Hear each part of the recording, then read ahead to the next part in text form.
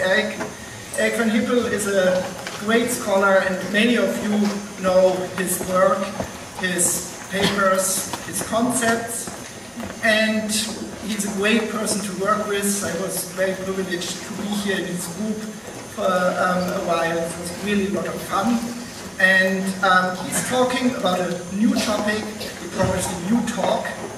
And to bridge a little bit between user innovation, collaboration, customization, co-creation, we're looking forward to your talk.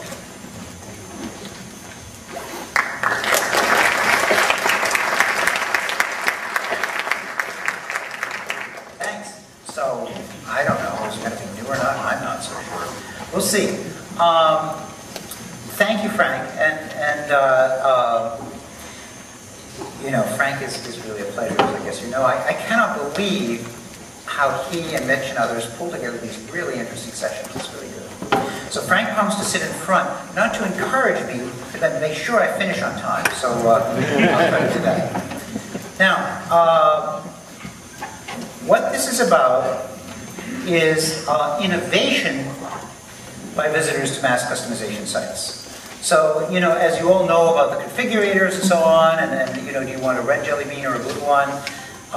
Really, there's not much thinking process going on in the area of user design. But many users do want to stray outside the box, and so some of the things that they develop will be of interest to others. So there's some reasons to, in fact, add to your mass customization process some collaborative design activities. Now, as you may know, a lot of users innovate. A lot of people want to innovate. So they don't just want to select, they don't just want to configure, they want to innovate. These are people who, without mass configurators, without toolkits, actually innovated on their own to modify products or whatever. These are surveys of people. Some of the people in the audience here, let's see if there's somebody in the audience here who's on there, maybe not. But the kinds of things that you see here are, instead of saying the manufacturer is the innovator, you start to see that in fact, that enormous numbers of users are innovating in a very distributed fashion. And so mountain biking equipment, 20% of the people who really care about mountain bikes modify their bikes. Surgical equipment, 20% of the surgeons, during the operation, of course, modify their equipment. But these are, again, now, these are subsets of people. These are people who innovate, who care a lot about the particular content of the particular issue, so that they have here the surgical equipment one, up there are the industrial products. These were done by surgeons at university clinics, so they were not ordinary people at your community hospital, but they were surgeons at university clinics. However, this one here, there's a very interesting one in the middle there by Luthja, outdoor products. And what you see there is 10% of the people who get catalogs for outdoor products modify some of the products they buy. So that, if you consider that there are, you know, maybe 100 million or so users of such products out there, that's a lot of innovators. That dwarfs the industry. So, what are we talking about here? We're talking about the fact that the world is shifting from a manufacturer-centered paradigm to a user-centered paradigm. Users are getting better tools to innovate with. Historically, what we had was this logic, as you know, that the manufacturer must be the innovator. That's a curve there of the marketplace. The manufacturer must be the innovator because the manufacturer has the ability to spread his costs over many users. But my colleagues and I, when we did research on where innovations really came from, we found at the leading edge that the users were the innovators. And then with Christoph Heinerth and others, what we found was the first thing that happens on the far left is that individual users innovate. And then what happens is they join into communities, which is where I'm going to mention to you something about collaborative tools. Now, the point here is that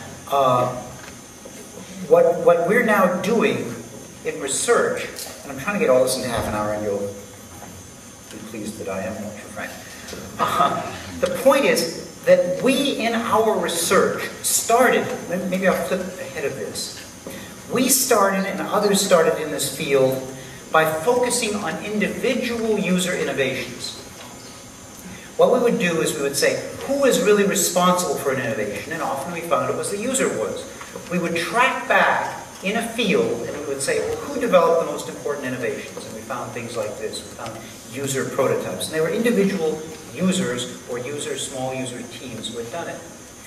And so what we began to talk about, and others began to talk about too, was this kind of individual user situation. We would do research on how we could give toolkits to individual users to innovate. And what you had then, therefore, was on the left-hand side, you had a situation where each user was sort of like a singleton. Somebody would develop a heart-lung machine. He would then communicate with manufacturers, and the manufacturer would then, in turn, be in the center of this thing and diffuse the information out to others. Now what's happening, as you all know, with the internet is something really quite remarkable. What is increasingly happening is user innovation collaboratives. On the right-hand side, the users are talking to each other, and they are beginning to, in fact, be so effective as innovators that they are driving manufacturers out of the design space. They're driving manufacturers out.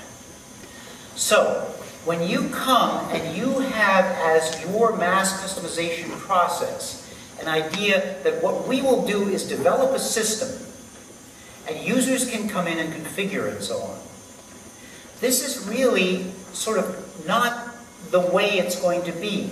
More and more what's happening is that the action is happening outside the final stages of mass customization. And it's happening outside in a way where you need toolkits to enable people to do the problem-solving process that they do, collectively and collaboratively. Okay?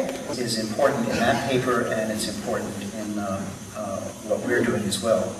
So what we're actually doing here, let's see if I can.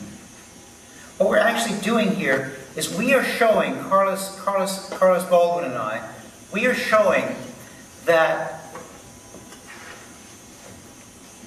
the economics are such that this kind of free revealing of innovations, like you see in open source, users innovating, getting benefit because they're users from their own returns, from their own in-house use, freely revealing to others because that way others will improve it, and so on, is becoming sort of an economic paradigm. When you really look at the economics of it, it does appear that the users are, in fact, going to dominate many fields.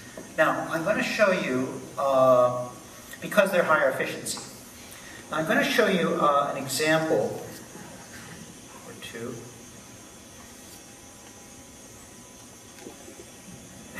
See, I organized my slides really well, didn't you? So, I'm going to show you an example. And this is a